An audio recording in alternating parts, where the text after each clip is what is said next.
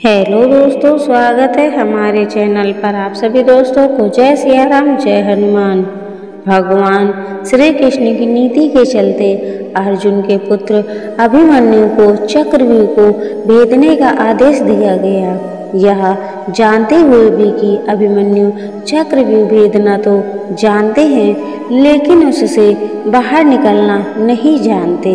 दरअसल अभिमन्यु जब सुभद्रा के गर्भ में थे तभी चक्रव्यूह को भेदना सीख गए थे, लेकिन बाद में उन्होंने चक्रव्यूह से बाहर निकलने की शिक्षा कभी नहीं ली। अभिमन्यु श्री कृष्ण के भांजे थे। श्री कृष्ण ने अपने भांजे को दांव पर लगा दिया था। अभिमन्यु के चक्रव्यूह में जाने के बाद उन्हें चारों ओर से घेर लिया गया। घेर कर उनकी जयद्रथ सहित 7 योद्धाओं द्वारा निर्मम तरीके से हत्या कर दी थी, जो कि युद्ध के नियमों के विरुद्ध था। कहते हैं कि श्री कृष्ण यही चाहते थे, जब नियम एक बार एक पक्ष तोड़ देता है तो दूसरे पक्ष को भी इसे तोड़ने का मौका मिलता है। युद्ध को लड़ने के लिए पक्ष या विपक्ष अपने हिसाब से व्यूह रचना करता था। व्यूह रचना का अर्थ है कि किस तरह सैनिकों को सामने खड़ा किया जाए। आसमान से देखने पर यह व्यूह रचना दिखाई देती है। जैसे कौच व्यूह है तो आसमान से देखने पर कौच पक्षी की तरह सैनिक खड़े हुए दिखाई देंगे। इसी तरह चक्रव्यूह को आसमान से देखने पर एक घूमते हुए चक्र के समान सैन्य रचना दिखाई देती है। इस चक्रव्यूह को देखने पर इसमें अंदर जाने का रास्ता तो नजर आता है, लेकिन बाहर निकलने का रास्ता नजर नहीं आता। या तो कोई बहुत ध्यान से देखे तो ही संभव होगा, लेकिन इसके लिए आपको आकाश से देखना होगा। यदि देख भी लिए तो यह चक्रव्यूह तो घूमता ही रहता है। कहते हैं कि चक्रव्यूह की रचना द्रोण ने की थी। इस व्यूह को एक घूमते हुए चक्के की शक्ल में बनाया जाता था। जैसे आपने इस पाइसल को घूमते हुए देखा होगा। कोई भी नया योद्धा इस व्यूह के खुले हुए हिस्से में घुसकर वार करता है या किसी एक सैनिक को मारकर अंदर घुस जाता है, या समय क्षण भर का होता है, क्योंकि मारे गए सैनिक की जगह तुरंत ही दूसरा सैनिक ले लेता है।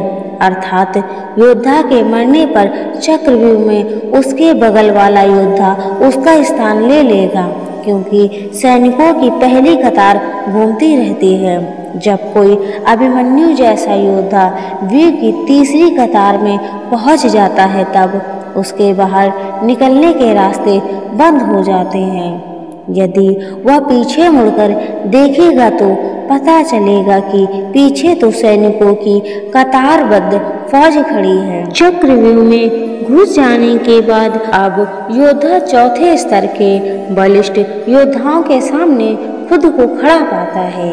इस चक्रव्यूह में योद्धा लगातार लड़ते हुए अंदर की ओर बढ़ता जाएगा और थकता भी जाएगा, लेकिन जैसे जैसे वो अंदर जाता जाएगा, अंदर के जिन योद्धाओं से उसका सामना होगा वो थके हुए नहीं होंगे। ऊपर से वो पहले वाले योद्धाओं से ज़्यादा शक्तिशाली व ज़्यादा अभ्यस्त भी होंगे। शारीरिक और मानसिक रूप से थके हुए योद्धा के लिए एक बार अंदर फंस जाने पर जीतना या बाहर निकलना कठिन हो जाता है। अभिमन्यु के साथ यही हुआ होगा। कैसे फंसे अभिमन्यु चक्रव्यूह में? कोई भी योद्धा चक्रव्यूह की दीवार तोड़कर अंदर जाने के लिए सामने वाले योद्धा को मारकर अंदर जाने का प्रयास करेगा, लेकिन वह तभी अंदर जा पाएगा जबकि मारे गए योद्धा की जगह कोई दूसरा योद्धा ना आ पाया हो। इसका मतलब यह कि उसे सामने खड़े योद्धा को मारकर तुरंत ही अंदर घुसना होगा, क्योंकि मारे गए योद्धा की जगह तुरंत ही दूसरा योद्धा लड़ने के लिए आ जाता है। इस तरह यह दीवार कभी टूटती नहीं है। दीवार को तोड़ने के लिए ठीक सामने वाले योद्धा को मारकर अंदर के योद्धा को भी मारते हुए अंदर घुसना होता है। लेकिन नया या अनभिज्ञ योद्धा अलग बगल के योद्धाओं से ही लड़ने लग जाता है। अभिमन्यु चक्रव्यूह में घुसना जानता था। उसने सामने वाले योद्धा को मारा और बहुत ही थोड़ी सी देर के लिए मिली खाली जगह से वह अंदर घुस गया। घुसते ही यह जगह फिर से बंद हो गई, क्योंकि मारे गए योद्धा की जगह किसी अन्य योद्धा ने ले ली थी। अभिमन्यु दीवार तोड़ते हुए अंदर तो घुस गया, लेकिन वह पीछे ये भी देख पाया कि पुनः दीवार बन गई है। अब उससे बाहर निकलना मुश्किल होगा। वह दीवार पहले की अपेक्षा और मजबूत होती है।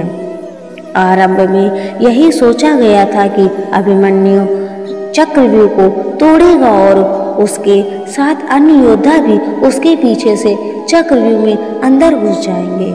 लेकिन जैसे ही अभिमन्यु घुसा और चक्रव्यूह फिर से बदला और पहली कतार पहले से ज्यादा मजबूत हो गई, तो पीछे के योद्धा भीम, सात्यकी, नकुल, सहदेव कोई भी अंदर घुस ही नहीं पाया। जैसे कि महाभारत में द्रोणाचार्य भी कहते हैं कि लगभग एक ही साथ दो योद्धाओं को मार गिराने के लिए बहुत कुशल धनुर्धर चाहिए। युद्ध में शामिल योद्धाओं में अभिमन्यु के स्तर के धनुर्धर 2-4 ही थे, यानी थोड़े ही समय में अभिमन्यु चक्रव्यूह के और अंदर घुसता तो चला गया, लेकिन अकेला, नितांत अकेला, उसके पीछे कोई नहीं आया।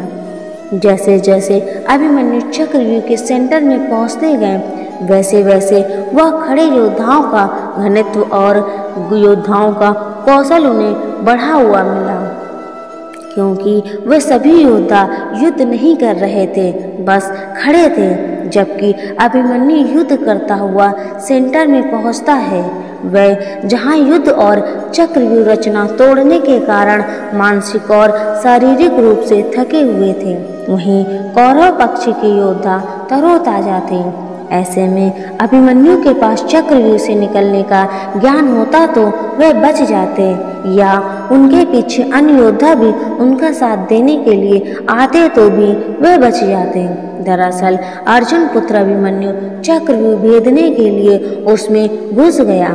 चक्रव्यूह में प्रवेश करने के बाद अभिमन्यु ने कुशलतापूर्वक चक्रव्यूह के 6 चरण भेद लिए। इस दौरान अभिमन्यु द्वारा दुर्योधन के पुत्र लक्ष्मण का वध किया गया। अपने पुत्र को मृत देख दुर्योधन के क्रोध की सीमा न रही। तब कौरवों ने युद्ध के सारे नियम ताक में रख दिए। 6 चरण पार करने के बाद अभिमन्यु जैसे ही 7वें और आखिरी चरण पर पहुंचे तो उसे दुर्योधन, जयद्रथ आदि 9 महारथियों ने घेर लिया। अभिमन्यु फिर भी साहसपूर्वक उनसे लड़ते रहे।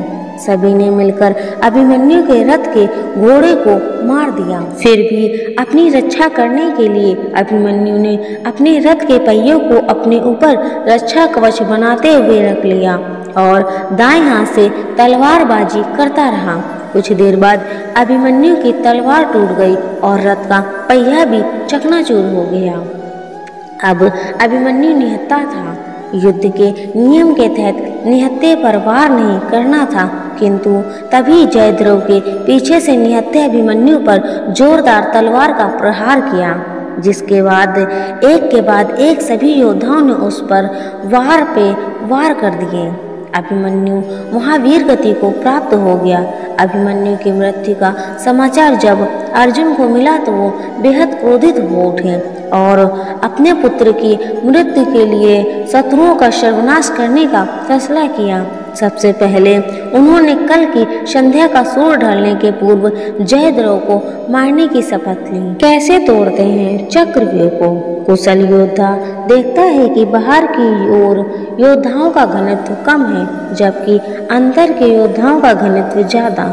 घनत्व को बराबर या कम करने के लिए जरूरी होगा कि बाहर की ओर खड़े अधिक से अधिक योद्धाओं को मारा जाए।